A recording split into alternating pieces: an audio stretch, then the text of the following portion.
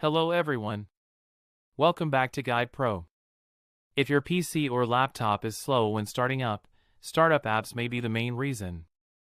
In this video, I will show you how to fix slow startup on your PC or laptop. First, right-click on the Start button.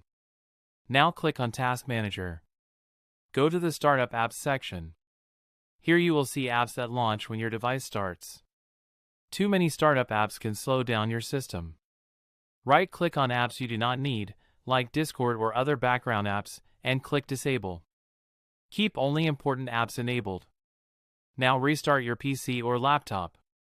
Your device should now start faster. If your device is still slow, avoid installing unnecessary apps and keep your system updated. That is how you fix slow startup on your PC or laptop. If this helped you, like the video and subscribe to Guide Pro for more PC and laptop tips and fixes.